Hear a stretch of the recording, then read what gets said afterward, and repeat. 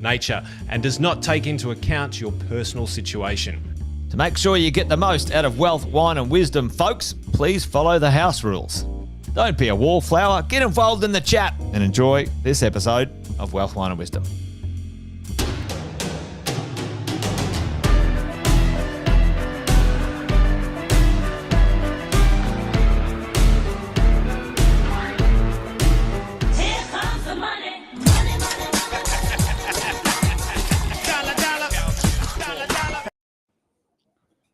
I love that.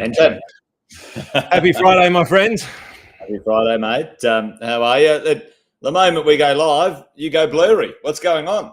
I've gone blurry. Maybe we've already drunk too much. Maybe it's my side. Anyway, good afternoon, my friend. Great to be with you.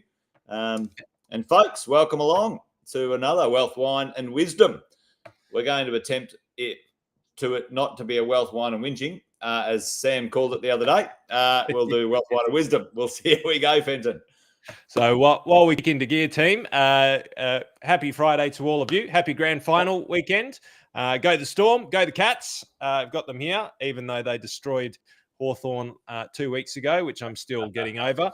But let us know where you're listening in from around Australia. Jason's somewhere else. If anybody can guess whereabouts Jason is, we'll give you a prize. It might just be a verbal recognition, but we'll give you a prize of some sort. But put it into your social stream, whereabouts you're coming in from, and we'll just introduce the show. So for those of you dialing in for the first time, welcome to Wealth, Wine and Wisdom. Wealth, Wine and Wisdom was put together in the COVID times where misinformation or Trump fake news was running rampant all around the place. And unfortunately, when people needed truth and stable information most, that's when the media channels, the politicians decided to lose their mind and just spit out absolute garbage left, right and center. You all know exactly what I mean. So Wealth, Wine and Wisdom was designed to cut through all of the clickbait journalism designed to capture your attention and scare the living daylights out of you and bring some rational, fact-based, thought-based statistics and calm into your mind, into your Friday while having a couple of glasses of wine, dissecting what's really happening in financial markets, what's really happening in the business world, and what's really happening in politics, which is really scary. But Wealth, Wine and Wisdom is designed to be your compass, your true north, and hopefully a sound voice of reason in times of turbulence. Right now, we're staring down $1 trillion worth of national debt here in Australia. We've seen the overhaul of the tax system, or a potential overhaul of the tax system. This isn't just political uncertainty, it's chaos. So let's learn how to capitalize on the chaos, because as Winston Churchill said, never let a disaster, never get... I've screwed the quote up. What did he say, Jace? What did he say? He said... Never let a good crisis go to waste. Good crisis go to waste. That's what it was. Never let a good crisis go to waste. There's always, Brad got it. I'm on the way to Pentland, Brad. Halfway there, Charters Towers at this moment. So there you go. Never let a good crisis go to waste, Andy, folks. Well, and within every crisis, there's opportunity. You know, yep, there is. After all of the world wars, there was a significant boom in different parts of industry. And, if you know where to look, while everybody is crazy, and rightly so in some cases, if you know where to look, then you can capitalize on the chaos and capitalize on opportunity that's sitting right in front of our noses. And the beauty about the politicians, we do whinge about them a bit, but is they're very, very predictable these days. So let's take a little bit of time. Let's enjoy the night. Grab a little bit of a glass of whatever your favourite is. Mate, you're on the white, mate. Am I leading the way today? Well, mate, I've even got an ice cube in there. Good work, Fenton. Wealth, Ryan and Wrangle. Well, I'm going to put a little plug out to these guys. These are in my neighbourhood, actually, mate. Barmer Park, Mornington Peninsula.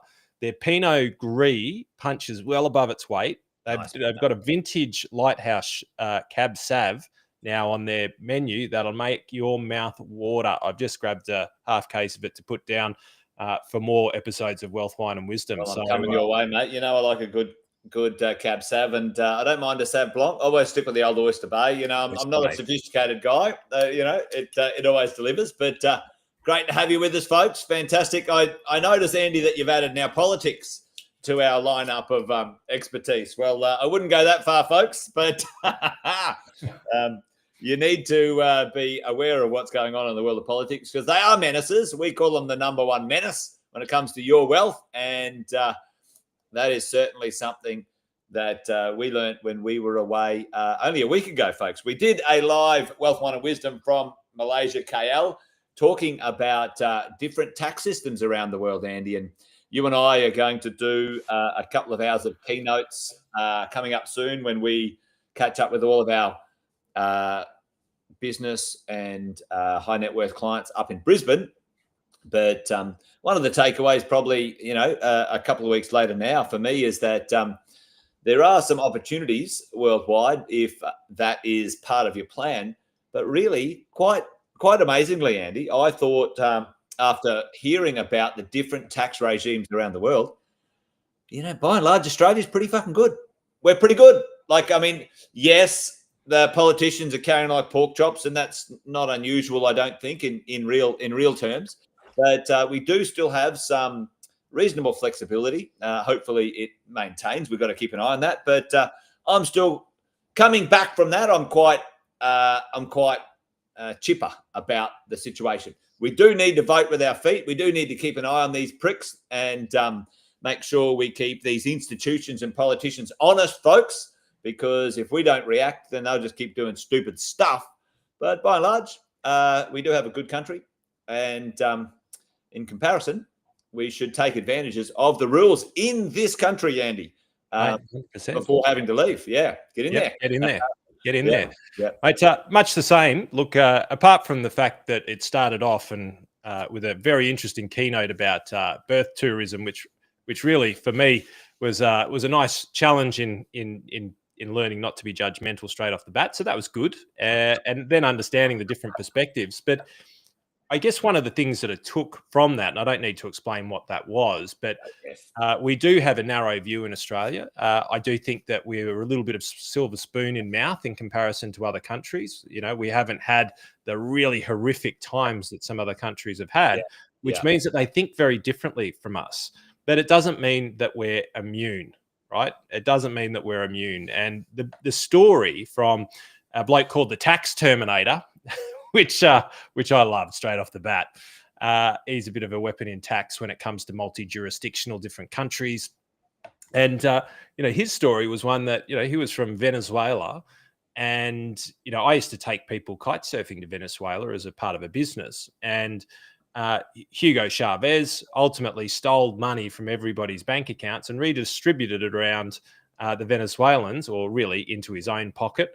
Under his mates and his cronies, stole the whole country's money. That was crazy. Stole everyone's money. Shut down the banking system under the guise of equality, or under the myth of equality. And what was that? Only like 12 or 13 years ago. It was in recent history, wasn't it? I reckon it's probably more like 20, but something like that. I don't know the exact date. It wasn't like it was like 100 years ago. No, it was in recent history. So it puts in perspective where we're at, doesn't it? Yeah. Well, I was over there when somebody tried to kill Hugo Chavez with a rocket launcher. The general people over there using slightly larger caliber weapons, and they missed. But it provides a unique perspective that we don't have here. But it also is sort of, you call it the canary in the the canary in the coal mine. Yeah. We should learn from history, and we should read history, because where you end up with socialist type of policies, then you end up with more control in the government. Unregulated spend in the government creates debt that needs to be repaid, and then it's a slippery slope as to how quickly your freedoms can be taken away. And the only way you can get in front of that is by being more educated in what's really happening in the country, politically, economically, the full box and dice, but not first order consequences, second, third, fourth, fifth, and sixth. And understanding exactly what these policies today mean, what to domestically do about it, and internationally. And I've got a few things to say about that. To that end, Andy Fenton, let's get into it today. Let's not pontificate. Let's opinionate. What is going on out there in the world of the market, and our observations of what's going on. We call it Decanting the Week. So straight after this, we'll be back for Andy's Decant the Week.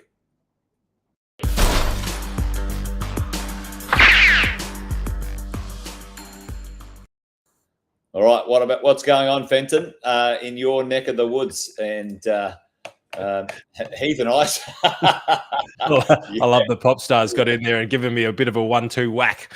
Yes. 1-2 whack. Well, let's get this going on. I'll put this in the right spot. There we go. Positive news, team. Positive news. Positive news from positives. Household wealth across Australia went up about 2.7% in the last quarter alone. Total household wealth here in Australia went up $470 billion. That's B with a bill, or a bill with a B.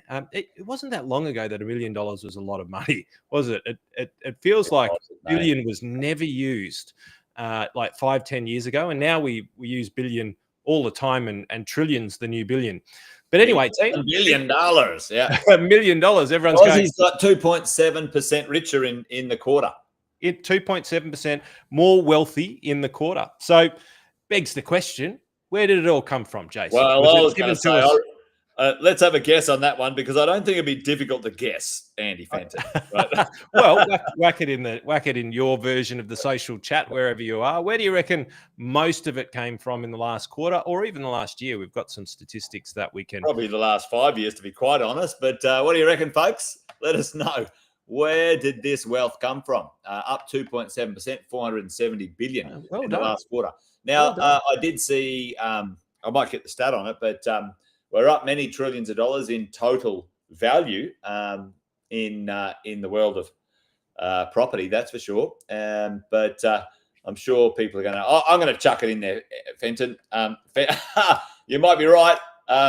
Certainly real estate. I'm not quite sure about OnlyFans, Jeff, but yeah. Only if you're investing in it. You shouldn't be investing in it. Listen, I think it's real estate growth and property for sure, but super and property, yes, that's an interesting thing, right, Chris? You're dead right. It depends on which side of the fence you're on. It's hopefully a net benefit for you as a worker or an individual. It's a tax to small business, sadly, and that's not a negative about paying people super. That's just a fact for small business. But yeah, property, Fenton. I'm going to go property. Chris is going to go property and super, which I reckon is a good hedge of bet. What was it? I reckon probably OnlyFans was a fair bet, because even at the event, I would argue OnlyFans is a net negative on for people's cash flow. That's what I would argue. All right, I would argue it's not an asset. It's a cost, and it's a cost that's rising. Listen, if you're subscribing to an OnlyFans, call me. I'll get you sorted out. But anyway, Fenton, what is it? Is it property? I'd love to delve into what you mean by that one, Witten, but we'll leave that for another episode. Got to get off the gear, is what I'm saying, Fenton. Now, it used to be credit cards. Now it's OnlyFans, is what I'm saying. Unbelievable. Right, so creating more millionaires, more female millionaires a day than any other platform in the history of mankind. There you go. Moving on. What have we got? All right. So superannuation, right? In the last quarter, super was the big kicker. Oh, boom. Oh, who got that? Chris. Chris, mate, you're on it, mate. There you go. Chris was the one. He hedged his bet. Super. He put super first, though, so let's give it to him. Yeah, multiple entries. We didn't set the rules beforehand, but superannuation has been one of the big contributors. Only fractionally beat land and dwellings. Yeah. Right. So, and believe it or not, they've been pretty consistent, like quarter to quarter, as far as overtaking each other. So if we look back over the course of the year, 4 quarters ago, or almost a year and a little bit ago, it was definitely property that was smashing it. But super has been Mr. Consistent or Mrs. Consistent for some time now. But not just in those areas. Liabilities have actually come down a little bit, which is good. Yeah, interest rates going down, which is great news for people. Now, I do know a lot of people, and this is smart too. I always say buy well, never sell. Some people are taking some profits and some gains at this point, Andy, and reducing their debts, which is, sometimes not a bad move at the right time, folks, at the right time, not too early. Chris nailed it. We'll have to get him a gift somewhere. We'll send you a sticker or a hat or something. We need a few Wealth, Wine and Wisdom hats. Actually, that's what we need. If one of the team are listening in, remember that one, folks. Wealth, Wine and Wisdom hats. We need the shirts, mate. We need a shirt. But listen, I'm gonna chime in here with this one too, Andy. And listen, the number of millionaires keep rising as well, and predicted to keep rising. I think that number in the US is skewed due to Jeff's channel there, but well, listen, this is an interesting one because the Australian world. Let me make sure I get a bit of a color on here. Australia's looking good, but we've had a pretty good run from 2000 to now, and I would say the majority of millionaires are property millionaires in Australia. Really, at the end of the day, there are a lot of wealthy people in Australia that you and I call them, Andy. We call them the poor little rich people. The poor little rich people. Do you know somebody, or are you one of them? These poor little rich people who are now asset rich but cash flow poor. And I believe that the next 20 years is going to see an unlocking of that of those asset rich people. I'm going to talk about something in a minute, but I'm going to chuck back to you, Andy, because I'm getting excited. But anyway, super and property people have gotten wealthy. They have. So I thought I'll bring up some of the ones now because of the public environment here. I can't actually name who the funds are, but this is a selection of. We could play guess bingo. We can play guess bingo. I don't think anybody's going to get it, but these are some of the growth funds that we use for our clients in the retail super world. Yeah, and these are the net performance fees, right? So. Anywhere over and the 5-year fee. So this is from a balanced fund down the bottom, which is 9.87, and a balanced fund is 70% in growth assets and then 30% in defensive things like bonds and term deposits and cash. And up the top, it's more like 85 to 90% in growth assets. It's not. Yes, who is it not? Luke, it is not AMP, nor is it invested in AMP. But we've been punching almost 14%. In this case, it's not an unlucky number, 13%, 13.9% every year for the last 5 years. 5 years. So that is having a hell of an impact on people's superannuation balance, even 12%. I did line these up with some of the stats from the industry super funds, and I'm happy to say that we're beating most of them, if not all of them. Not AMP. Well, not I mean, AMP. Well, folks, do the math. One of you at home could do this with ChatGPT pretty quickly. If your growth is compounding, your return is compounding at 14% per annum compounding, how quick does your wealth double? And that's an interesting one. Put that in the chat when you work it out. Somebody do that maybe at home or whatever. But Andy, that's pretty impressive, right? Let's just do it live on air. Live on air. Live on air. Why not? I reckon we should. Oh. Hey, ChatGPT, if you've got investments compounding at 13.93% every year, how long until your money doubles? Go ChatGPT. Now, listen, ChatGPT is an interesting one because it's an absolutely brilliant partner in working things out, due diligence. Be careful, folks, of people saying, all right, I'll ChatGPT my strategy. Andy and I have been road testing it. And certainly when it comes to the nuance of financial planning and property investing, certainly it's got some good ideas, but the reality is it's just surface stuff. Don't be trusting that. Chris Mack says 5 years. Chris is on fire today. He got super straight off the bat. So what's the go? Has ChatGPT worked it out or not? Yeah, it has, but it's given me a beautiful answer here. So it says at 13% annual compounding return, you can use the rule of 72 for a quick estimate. Boom. The room of 72. 72 divided by 13 equals 5.54 years. So your investment would double in about 5.5 years. That's fantastic. So, effectively, if you had $200,000 in our growth fund 5 years ago, you would have $400,000. Sans a little bit of tax that would be in there had you been selling down assets throughout that period of time, or there was income to pay, you'd be paying tax at 15%. So it'd be a little bit less but not a bad return, Jace. I think not a bad return, mate. But Andy, cash is safe. We should put it in cash though, because that keeps it safe, right? That's gone back at a hell of a rate of knots. Well, part of that is folks, you guys know we say cash is trash. At the end of the day, it's a lie, a complete, absolute lie that the institutions want you to feel that cash should be kept in a bank account. Your wealth devalues, folks, and your buying power devalues. It doesn't keep up with inflation minimum, and then some if you pick the right assets. So, well, I've got a chart that can show you over 20 years, if you had $10,000 sitting in cash, that it buys less than 40% of what it otherwise would have. So in other words, the real purchasing power drops from $10,000 down to $4,500 over, I think it's 15 years, a big part, 15 years. Well, that was one of the big takeaways, I think, Andy, that really came home to roost, folks, for me, and maybe Andy had a different takeaway. But listen, when I was listening in, in KL, these world leaders in investments, worldwide investments, everyone, there was nobody that said cash is safe. Actually, cash, if you hold cash, folks, it's a scam. Cash is a scam. Assets that at least track with inflation plus a couple of points are a minimum expectation for where your money needs to be. Sadly, we're institutionalized, Andy.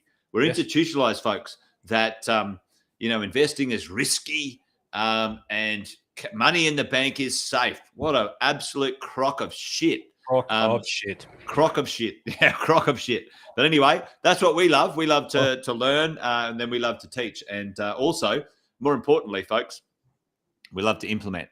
And that's what Andy and I like to do. That's really why we hung out and got going at Wealth, Wine and Wisdom, and eventually teaching at the Exit Plan. If you are not making your money work, sitting in cash and bank accounts is trash. There's an argument for some small amount of liquidity required, but the minimum required in cash, and then the rest is working somewhere. Whatever assets that you want to be investing in. So there you go. So Andy, that's pretty special. Those returns, pretty handy. I'm not quite sure what's happening here. I think that Chris is actually having a conversation with two versions of himself. There's Jeff McGee and Jeff McGuinness. That's hilarious. He got the cap. Now he's looking for the T-shirt. All right. Now there is funnily enough, when we first launched the Exit Plan, folks. Anyway, this is a complete sideways. Andy and I, the team, got Andy and I some merch, and they got us Exit Plan underpants. I wear them every now and then. That's funny. But anyway, very Chris, few people have seen our Exit Plan. That's right. Chris will send you some Exit Plan underpants. But anyway, moving on. So I do have something for you a little bit later on about cash is trash and banks, because I do have something very, very serious to chat with everybody here about. I'm not going to go tinfoil hat. That's not me. But I've got something which I'm pretty fired up about that I saw in the news this week about that, and we'll jump into that a little bit later on. What do you got here for us, Witten? Well, let's have a look at this, team. So interesting times. Listen, doing a little bit of a return for the quarter, median value across the country, and depending on which way you do it, average value, median value in the property world. Sydney, absolute powerhouse in this country when it comes to median house price value or median value. That's actually median value of all assets, not houses, and a mix. Tell me what you guys recognize here. Tell me in the chat, have a look at these numbers. And Andy, you have a little look. What's the odd duck out? What's the odd duck out here, folks? Andy, this is that one from what you were just saying a moment ago in where short-term observed, maybe, I don't want to say uneducated, but let's say uninformed. Uninformed observation of information is probably a flaw. What's the odd duck out here in these numbers? Tell me what you see here, folks. And it's misinterpreted or misanalyzed data as well. Yeah, 100%. Yeah. How to Lie with Statistics, one of my favorite books. It just I love that book. Love that book, How to Lie with Statistics. That's yeah. And like Tracy, like Melbourne stuff, like this is the thing, right? So if you're looking at the average house price, here's the drill. Sydney, on the up. Brisbane has overtaken Melbourne, right? Adelaide, absolute rock star for the size of it. Perth, the comeback kid. Perth was an absolute wasteland for 10 years, right? Shit the bed. Take it easy. We've got friends over there, Jace. Oh, listen, I love the Perth guys. And listen, really, Perth catapulted me and Sam in Positive Real Estate onto the real estate market. We rode the Perth market from 2001 to 2007. We rode it, and it was just an upwards like this. And then it shit the bed in the mining era, and for 10 years, right? So, you have a look at it, right? So have a look at this, the big five, Fenton, Perth, Adelaide, Brisbane, Melbourne. What is the number, folks? What is the statistic? Do some stats here. Let's lie with statistics or educate ourselves with statistics. Yep. What's the odd duck out here, Fenton? What's the odd duck out? Tell me what is going on here, folks. And I'll put you out of your misery quickly because maybe it might take a bit of time for the chats to come through. Tell me what across here. All right. What's the population of Sydney, folks? What's the population of Melbourne? What's the population of Brisbane? What's the population of Adelaide? Let's do that, right? Sydney's about 5 mil, right? You got, I think Melbourne's about 4.5. I think 4.4 now because another 100,000 of them have moved up to Queensland. Well, this is the floor. This is what I'm talking about. You've got Adelaide and you've got Perth, all right? Now, how's that M1? You know what? The only thing that I found 2 million comforting is there more than 1 million people in Adelaide? I don't even know, right? Nobody does. Seriously, how does Adelaide with less than 1 million people? Anyway, it's probably more than 1 million. But put it in the chat for me, folks. That's exploded. Melbourne is 4.5 million people. It is the cheapest median house price in Australia. You go and now do the next check. And here's my next call, Fenton. I called the greatest undersupply Australia's ever seen, the greatest disaster. I was doing presentations in 2019 before COVID hit about this. It was coming. It was coming like a freight train. COVID just finished it off. And here's what I'm going to tell you. Check it. Just go and watch the first few episodes of Wealth, Wine and Wisdom, which happened at the beginning of COVID. Yep. You can watch me, my ass pucker and clench when Jason said live to thousands of people that property was the only place to be. Yep. Well, listen, Melbourne's on track. For the first time in Australian history, Melbourne is actually having a net internal migration. It's actually a net positive. Why? Because it's one of the cheapest places in Australia to actually buy a house, right? Brisbane, like if you want a house and you can still get good jobs. Now, there is some political uncertainty in Melbourne, right? 1.9 for Adelaide. Thanks, Rosie. I put 2 million there, but that's right. And 2 million maybe for Perth. That's good. And 2 million for Perth. So, listen, at the end of the day, folks, Melbourne, 4 million. The average income in Melbourne is still quite high. I think it's number 3 in the country. I think it's Canberra, Perth, then Melbourne, or maybe number 4. Still good incomes. Here's what I'm telling you. Melbourne is being kicked in the guts politically. Once everyone wakes up and realizes their politicians are shit, Melbourne's a comeback kid, mate. I'm telling you. It's got great sport. It's got great food. It's got great people. And, folks, it's the cheapest damn property price in the country. I'm calling it, Fenton. I think Melbourne's undervalued by about $150,000 for the fundamentals. It should be more expensive than Brisbane. Brisbane's 150 grand more than Melbourne, for fuck's sake. Never in Australia's history has that occurred before.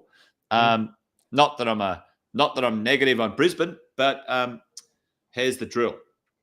The yields in Melbourne have popped in comparison. so the yields are averaging for the stuff that we're looking at 4.5%, 5%. Yields in Melbourne have tracked at 3 to 4% for 20 years. That's upside down now, so you get good yields. Melbourne and Brizzy are a bit lower. So anyway, I'm saying that 803, the lowest median house price of the big five on the East Coast, is a steal, right? A steal. But look at this. But here's what's going to bring it home to roost, Andy, and folks listening in. We saw it in. Oh, yeah. Hey. Yes. So here's what's going to bring it home to roost, right? Now, in the short term, this will compress the pricing, Andy. Right, so we didn't actually say what it was. So No. The headline reads, Victoria strips council of rezoning rights to unlock housing. Unlock housing. Well, listen, if you have a look at the housing supply charts, Victoria is the only state. Hey, Victoria's coming good when it comes to actually meeting the supply. They're actually going to meet their version of supply in the state. Now, what does that mean, Andy? What does that mean? Here's what that means. And you talked about second and third and fourth effect. Yes. If Melbourne can meet the supply, it will compress the prices for a little while. It will. Okay. So, folks, don't get your knickers in a knot that Melbourne doesn't blow up like Brisbane for 3 or 4 years, right? It's called latent market activity. It's being compressed by supply. It will be compressed. But when it comes good, it will accelerate, okay? Why? It will catch up. It'll have a latent catch up. Supply will happen. And then what will happen, folks? People are mobile.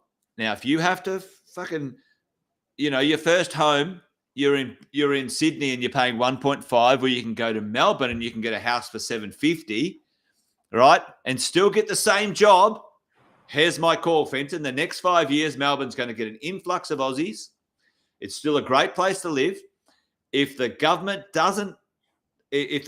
just tunes up a little bit with infrastructure and some attraction mechanisms, Melbourne's going to be the place to move to. It will have an influx of jobs. It will have an influx of people, and it will grow quickly, and it'll become, within 10 years, it'll become the number one populous state. And I reckon that property price will grow. It'll be slow a little bit because oversupply or market supply will be good. It will attract people to move from Brisbane. They will move from Brisbane and they will move from Sydney to Melbourne because they will buy a lifestyle $200,000-$400,000 less than other places. That's my call for the next 5 to 10 years. I know it doesn't feel that way in Victoria. It's not been engineered on purpose, by the way, folks. There's no mastermind behind this. This is accidental, right? Because the politicians could not engineer this properly. But that's my call, Andy. That's my call. That's what I'm saying, right? And I think that's going to have a pretty good effect in the property prices. And we're already seeing it in what we see in Australia's market right now. So, but it doesn't take away any of the value from Sydney. It doesn't take away any of the value from Melbourne, for Brisbane or Perth or Adelaide. I'm just saying, Melbourne, 150 grand cheaper than Brisbane and $500,000 cheaper average house price than Sydney. Come on now. Anyway, there you go. Well, it was when I first started working for Macquarie. I was working in Camalco Place in Brisbane. And the reason why I was working up there is because they had the main hub of the cheaper labour of Macquarie Bank up in Brisbane, because it was easier to run larger operations from Brisbane because the pay packets were cheaper because real estate was cheaper. And that's how it's worked. And you've had, call centres in Tassie for a number of years. Where are the call centres gone? India, Vietnam. They've gone offshore now because it's too expensive to be able to fund those types of salaries. So it'll be very, very interesting. The question on my lips for that is going to be, who is going to own the buildings that are built to supply this? Is it going to be Cbus? Is it going to be BlackRock? Is it going to be China and Chinese developers, which I'll chat to a little bit later on? Yeah. But that's my big fear, Jace, is that it's absolutely mine as well. Yeah. It's inevitable. And for anybody who's young and watching this and kind of going, oh, no, we've got a socialist view, or, we want to equalize society. Forget about that. Like, understand that democracy actually gives us the ability to choose to take a risk to become wealthy. When you socialize infrastructure, which means that you give it to large industry, government, or government relations, then you stop the ability for Australians being able to take that risk. So it's kind of like, well, why couldn't you, Jace, or my mate down the road have the ability to become wealthy by taking a flat out risk in borrowing money and buying property, as opposed to CBUS, Chinese developers, and super funds and BlackRock, large institutions doing that instead of us? It's actually robbing us of the opportunity. 100%, Andy, you're dead right, mate, and it's great. It's 100%, folks. Do not fall asleep at the fucking wheel on this one, okay? Do not fall asleep on the wheel on this one, because this is what a socialist government is doing. Like Andy said, they are giving away the future. Now, some of the young people don't get this. They're giving away the future to trillion-dollar businesses around the world. They're not going to give it back, folks. They're not going to give your house back. Once they build it, they're keeping it for 20, 30, 40, 50 years. They are removing. They're not adding supply to the market. They're removing it. I think it's disgusting. I think the Labor government should have its asses handed to them on this one, because they say they're trying to fix supply, and it's not. It's making it fucking worse. It's terrible. And if you have kids with differing opinions or views on this, send them here. They'll learn a different vocabulary, but also take the time to help them understand the ramifications that their opportunity may be taken away from them. Yeah. And, it's like they may say, well, because I remember, Jace, when I was young, I was like, there's no way I can afford a house. There's no way. Everyone thinks that this is the first time people have thought that. When I finished school, my first job, $24,000 a year was what I was earning, and housing prices were like still pretty high in comparison. I'm like, I can't afford this. There's no way I can afford this. Interest rates were at 7 or 8%. Like, can't afford it. But you can when your incomes are much higher and the interest rates are at 2%. Like, there's a different economic system, but most young people, when they leave school, can't fathom buying houses, and it's been like that forever. Forever. I mean, it's the same. It's the same. We've got newspaper articles going, oh, it's too expensive. But this is the thing, folks. Like this, don't miss this stuff, right? 39,000 apartments right now are under construction. 113 projects, folks. These projects used to be delivering to you and me and first home buyers and the market properties we could own. Now, this is the what do they call it, Fenton? This is the magic trick. It's the magic trick. Look over here while we diddle the system over here. Diddle the system. Absolute bullshit that governments and certain ideologies are vilifying investors and rich people, taking so they all can this make themselves rich, and they're backhanding to BlackRock and other massive $1 trillion companies. They don't give a shit about first home buyer ownership. They don't give a rat's ass about making Australia great again, or the future of Australia. I think it's a joke. I think it's the biggest risk to Australian wealth we've ever seen in our history. Because, Andy, check this out. Folks, have a look at these stats, right? Have a look at these stats. Average wealth by ownership. Have a look at that from the certain ages. That's where the wealth is, folks. Anyone in Australia has gotten wealthy. Now, this comes from another conversation. We should have a chat later on. We are pretty one-eyed with property and housing in Australia as a strategy for wealth. Even a property guy like me thinks it's over-indexed in. We're all so comfortable; it's always going to be an option for us. I've created all my wealth through real estate, but I certainly realise that that's not going to be for most average Aussies, who are young now. It may not be an option, Andy, because of these problems, right?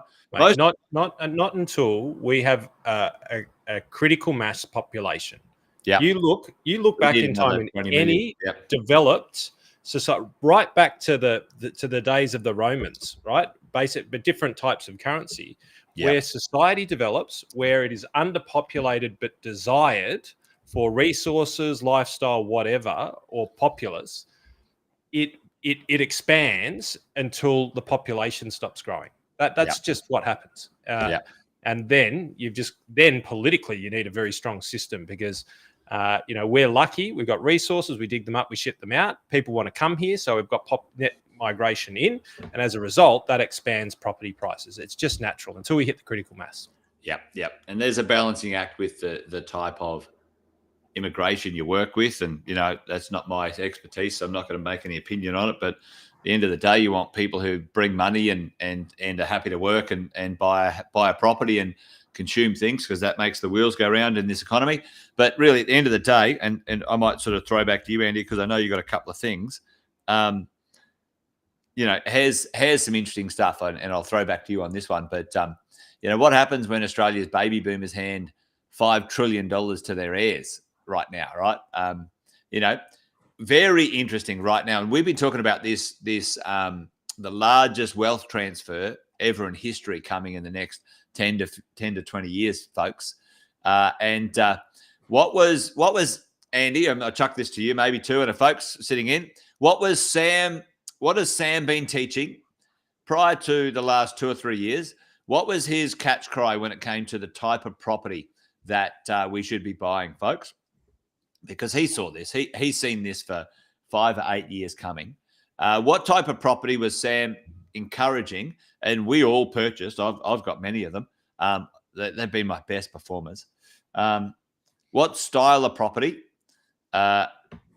did Sam promote? It was a /2 F2Q. I'll give you Andy Fenton. Yes, have you got a guess? I know, Mr. Whitten. I know. I'm going to say 2 to 3 bedroom high quality units. That's it. They can downsize into, that they can stay in the local area, so they can be in touch with their children and their children's children. But they want no backyard. They want nothing to take care of. They want a simple, easy life, and so they get something high end with enough space that maybe their sons and daughters can stay at Christmas time, and that's it. Makes sense. But not too long. Well, check this out, Grant. A small 3rd bedroom, aka study, right? So you can't get comfortable. That's it. Look at this. Grandparents driving up luxury unit prices in their favourite suburbs. And it makes sense. Like, listen, I'm already doing it, and I'm not a grandparent. I've bought myself a 4-bedroom luxury apartment. I'm moving there when I'm downsizing or right-sizing my life. And I want an apartment with no damn pets, no damn children, no maintenance. I lock the damn thing up and I go traveling, or I can be granddad. My wife and I can be grandparents. No stress, no worries. I'm already doing it. And, these wealthy baby boomers, who've got their house and, it's worth $3, $5, $10 million. And these property prices are going through the roof. A quarterly change, 3-month change, Andy, in Roselle, 3-bedroom apartments, 7% in 3 months. That's not a bad outcome. Right. I remember you saying this. I remember you saying this when we first started hanging out, and I can't remember if it was before COVID or after COVID or mid-COVID. And I came up to Queensland. We were at Upper House, a development Upper House, and you said, Fenton, get one of the 2 to 3 bedrooms here. So that exact same reason. You said, get one of them. And I said, all right, get me one. And we didn't talk, and they all sold out. And then they went like that, yeah. Then you got in, and a whole lot of people got in, and then we went up and visited it. And by the time people went in there, I forgot the numbers. It was something like $700,000 buy-in and $1 to $1.2 million when it effectively finished getting built in a few years' time. Astronomical. And astronomical, yeah. Unbelievable. Absolutely unbelievable. Well, I guess that's what's going to need to happen, because like people just don't want the space. And part of what I do in the advisory world as I try and educate parents on these sorts of things. It's like, listen, you are not going to want a backyard. You are not going to want to clean up palm fronds. You're not going to want damn pets. You're not going to want pets. Get rid of the pet. Don't buy another one when it dies. we can't move because we love pedal. And you can always see the husband going, look, it's all right, buddy. I know what I can do with pedal. So look, just to come back, I'm going to jump back on the whinge wagon a little bit here now. Two things, and I'm going to tie them together because we've been talking in and around this, but this is political, but it's economical, and it's also something that we need to be very, very mindful of. So the first one is, this headline here, Xi Jinping has basically said, we're going to potentially, maybe, try and maybe get our emissions down by 10%. Trump has gone drill, drill, drill, right? And Twiggy Forrester actually had something very interesting to say, but he's totally conflicted as well because Twiggy was all in on green energy and Trump's kind of put a bit of a napalm on his desires. But if China is using our coal, the world is using our coal. We're not using our coal, right? And we're net zero. And as we were chatting about the other day, Jace, the only net zero we want at Wealth, Wine and Wisdom is net zero tax. We want you to pay net zero in tax, and we want to show you how to do that because it's very, very possible, right? But ultimately, net zero, our chase to net zero is killing us because our coal is still being burnt, Jason. We're sending it to someone else. Now, if we get to net zero, but China don't get to net zero or don't even try, and the US don't try, and the rest of the world really don't try, our difference that we will make in the world is insignificant. But what we are doing as a population is catastrophic. Highest energy prices potentially in the world where we should have one of the lowest, right?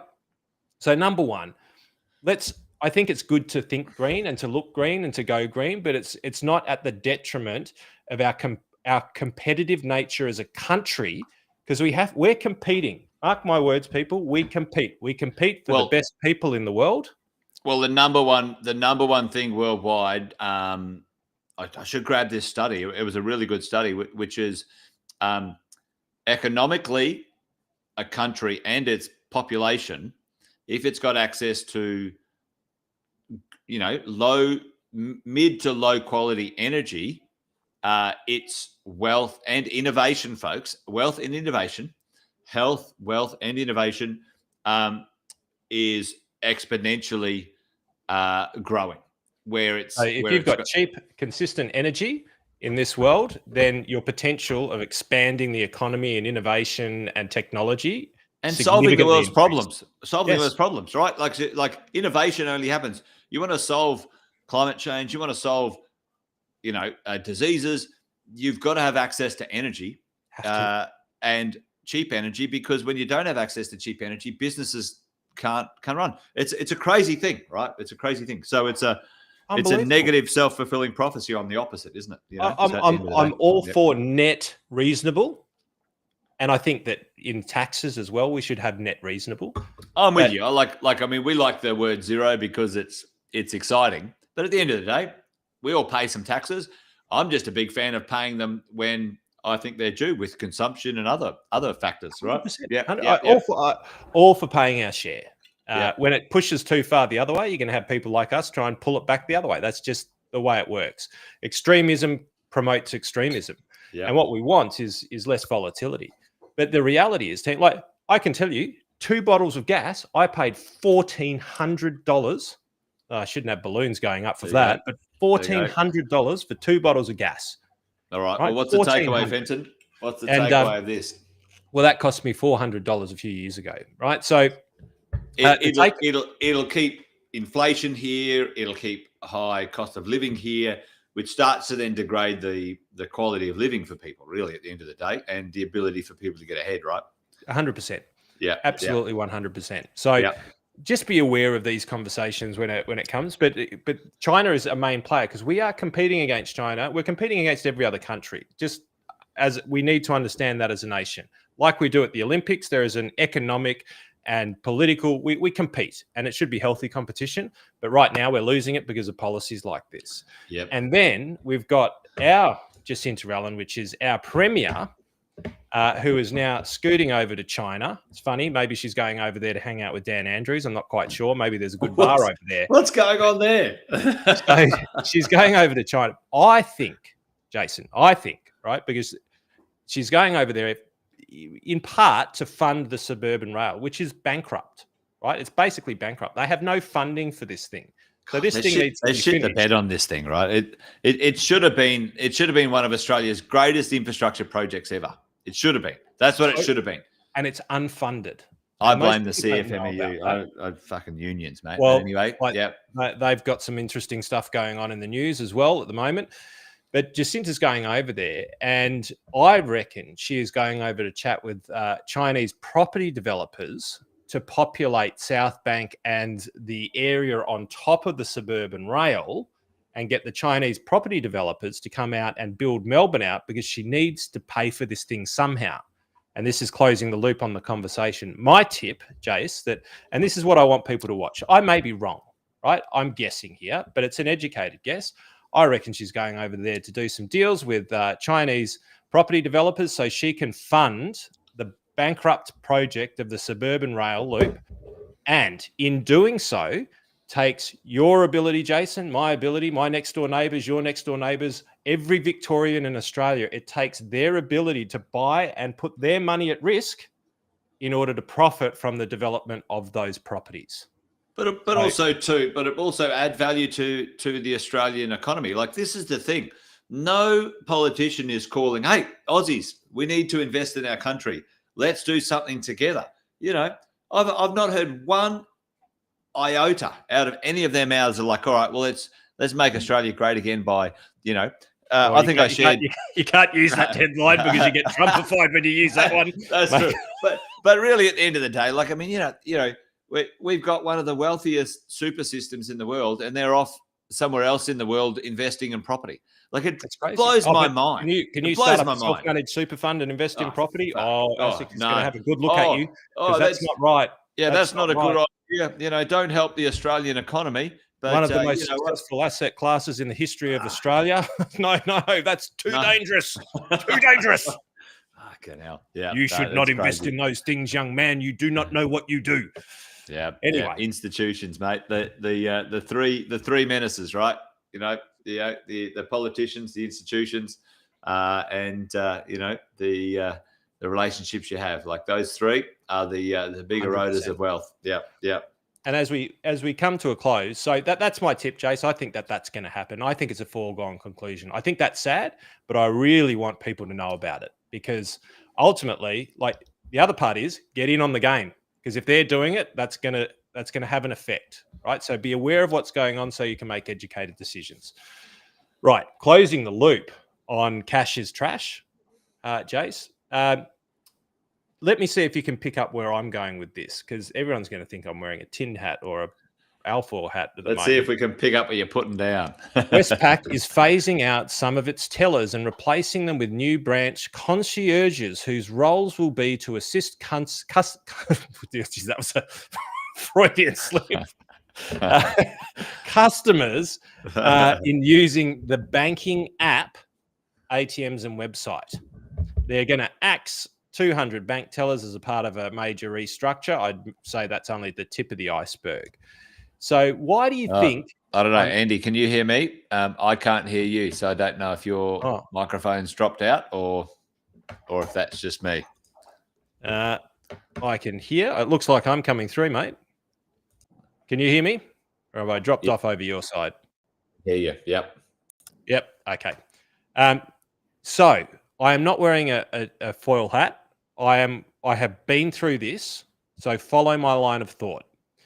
Banks were designed for you to take money or currency and put it into the bank, and it had bars on the outside that stop people from coming in and robbing the bank and taking your money. That's the reasons why banks started, right? To hold your money safely for you. Keep it safe, Fenton. Keep it safe. Yep. Now, the banks don't have bars on them. They rarely hold enough currency. If you want to take $50,000 out, well, you're a coke dealer or a criminal, and they give you the third degree trying to get your own money out. But here's the thing. Is your money safe from criminals when it's in the bank? Well, in theory, it is. But is it safe from cybersecurity criminals when you use your banking app? That's the question. And this is what nobody knows, Jace. I lost over $100,000 because I got hacked. My bank account got hacked. Wasn't anything to do with me, but my bank account got hacked. We lost 100 grand. We did not get that money back. We fought to try and get it back. We were told no. And one of the things we were told, every time I log into my online banking, I am signing my security rights away based on the new terms and conditions of the app, which now means, Jace, you put your money in the bank. They are now closing down tellers, which is going to stop you from being able to go into the bank to get your money out. Yep. And they're forcing you to use and sign into a system that every time you sign into it, you sign some of your rights to security away. Now, as people start to realize this, as cyber fraud increases, and it's exponentially increasing right now, people are going to start looking for safer places to put their money. And one of the things that really opened my eyes about going over to Malaysia was just how passionate people were in other places around the world, people who had their countries take their money off them, people who had lost money in banks, and were into things like physical gold, into crypto that doesn't sit on an exchange but is in your sort of flash drive and things of that storage. nature. Yeah, cold storage. Well, that's it, Andy. Like, you know, it's like we have been, like, sadly lulled into a false sense of security that your money in the bank is safe. What an absolute crock of shit. How can money be stolen from your bank account digitally and the bank goes, oh, it wasn't fucking our fault, you know, and no, we're not responsible? What a joke. Absolutely. What a joke. What a Absolutely. joke. And do you know now, many of these cases, and I'll get the statistics for next week, are now not being won. And basically the banks will sort it out if it's under a couple of $100. As soon as it gets up to any meaningful amount, they fight it all the way, and it's a tough process. It took me about 6 months even to get anywhere with it. 12 months later, apparently it was our fault. So no longer, in my opinion, Jace, is a bank a safe place to put your cash, because you have to be, or you need to be very careful about how you run your security protocols of your banking. We teach it a lot in the Freedom Machine. We talk about controlling the cash and how to run your banking system to make sure that you're bulletproof. Because if somebody hacks you, like I got hacked, and they make off with your money, well, maybe the banks treat you the same way that I did, because you can't go in and they don't want you to go in anymore and be able to get your money out. So no longer is a bank a safe place with bars on it to store your wealth, Jace. They're trying to force you into a system that increases your risk. And I'm pretty disgusted by it, mate, because their profits are through the roof. They don't pay you back. At least Macquarie Bank, put its hand in its pocket for the shield investors. But ultimately, if you've got a problem and they steal your money, I can guarantee you, or there's a high probability you will not get your money back. I think it's filthy. I think it's disgusting. This is the thing. Governments are meant to protect their citizens. We pay their fucking salaries. Excuse the French, folks. At the end of the day, politicians are elected representatives of the people, right? Hey, listen, your banking system is fucking failing the average Aussie. Get your shit together, Zero. Like, not a fucking peep, Fenton. No. Like the online scamming and fraud is through the roof, thousands of %. Not a word. Where the hell is that as a disaster in our industry, our newspapers? Like, go and report on that, for crying out loud.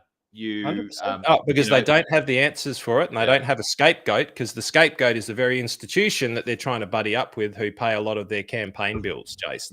That's the sad reality behind it. Let's face it. It's disgusting, mate. It's disgusting. Line up a whole lot of advisors and shoot them because ASIC failed to find Shield before it it caused devastation. Let's do those ones, mate. Let's shoot the insurance companies who back them. Let's shoot everyone down to the poor financial advisor. Maybe they were.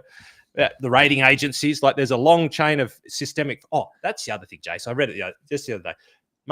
Major failures right down the chain of Shield and Guardian First State. This big superannuation loss that happened more recently. When are they going to say we're going to line up the directors and shoot them and put them in jail? No, they're like, well, we'll shoot the financial advisors, put them in jail. We'll shoot the ratings agencies. It's like they're literally they're dealing with everybody other than the cause, and it's because the cause is too big for them to take on. They're like the middle bully in the schoolyard. Like, we'll only pick on the kids smaller than them. That's right. Well, listen, folks. If you want to understand how to navigate this stuff, because at the end of the day, Andy and I get pretty passionate on a Friday about this stuff. But you can be part of the problem or you can be part of the solution, right? And if you want to be part of your own solution, because no one's coming to fucking rescue you, let's face it. Sadly, no one gives a shit, especially our government and our institutions. They're just looking at you as a taxpayer or an asset that they can leverage, a future pension. If you want to know how to navigate this game that we play, folks, and there are some rules that you can take advantage of. I'm telling you right now, even though Andy and I talk about making sure, Fridays are awareness from us, and maybe the more wine we drink, the more ranty we get, but that's okay. We did stay in the solution happy zone for at least 30 minutes. A little bit, but there you go. But appreciate you, Luke. Thanks for joining us, mate. If you want to come along, folks, and hang out with Andy, he will spend an hour and a half with everyone. Freedom Machine right there. Scan that QR code, and he'll talk about the solutions that Andy and I have uncovered for everyone. Listen, folks, at the end of the day, there are some rules. The wealthy use them. You don't get taught them in school. You're not getting taught them by the banks. You're not getting taught by the institutions or anyone else. If you want to work out a few things, then Andy's going to take you through another hour and a half of that stuff. So scan that code, come along and hang out with Andy and hang out. Appreciate you, Melissa. Thanks for coming along and Wealth Wine and Wine. We didn't wine too much, did we, Trace? Good on you. We'd love to see you there. Listen, at the end of the day, Andy and I are passionate about educating Australians about what you can do about this stuff, folks. Listen, here's what I know. Australia's a great place. It can be a shit place if we don't pay attention, or it can be an amazing place if we do. Every single one person who has awareness, that now votes well, that teaches their kids better about wealth. At the end of the day, it's not about taking from the system. It's about making sure the system is available for everyone to benefit from. Right? That's what I believe. So anyway, go and hang out with Andy. He's got a couple of things on. Anyone who's in our mentoring or coaching program and our exit plan program, make sure you register for the exit plan coming up in a couple of weeks' time. We'd love to have you there. And for 3 days, we deep dive on this stuff and talk about the 27 strategies that we've created that help you navigate this stuff and, maybe bulletproof your financial future and create legacies for your future. Andy calls it Live, Love, Legacy. We like the idea of you creating a legacy for your future. And, thanks for joining us today, folks. Appreciate you. And I think that's about it, Fenton. We're done. All right, team. Well, happy Friday. Good luck at the grand final. Go Storm and go the Cats. And you'll probably be saying. No, mate, go the Broncos this weekend because hopefully they get in, fingers crossed, and go the Brisbane Bears. Brisbane Lions, isn't it? And not the Bears, Brisbane Lions. It could be that's the second time this has happened. And I'm not sure if the girls are in there as well. So second time the first time this happened, you guys in Queensland got your ass handed to you 3 times in a row, didn't you? The Broncos. I was crying for a weekend. We were in all 3 finals and we lost all 3 of them.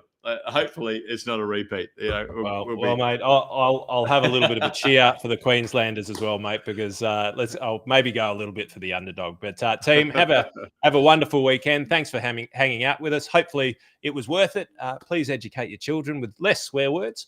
And we'll be back next week. Next week, we're actually going to be back. Is with Sam Saggers? We're going to be back next week. I'm unavailable next week, but Andy and Sam, it'll be a special episode, folks. Make sure you don't miss that one. Andy and Sam are going to riff on this and make sure they bring you all the wisdom for next week. But that's it, folks. Take care. It's a good night from me. And it's a good night from him. Good night, team. Good night, folks. Take care. Thanks for watching another episode of Wealth, Wine and Wisdom. Make sure you like, subscribe and turn on the notifications so you never miss a thing, folks. We'll look forward to seeing you next time. Debrief the week with Wealth, Wine and Wisdom. Every Friday at 5 p.m. Victoria and New South Wales time. We know that Queensland, South Australia, WA have different time zones, as does Darwin, but we're sure that you can do the calculations depending on whether it's daylight savings or not. You can also catch up on all the episodes wherever you get your podcasts. Make sure you check out the Positive Mentor podcast from our 6-star team at positivementor.com.au.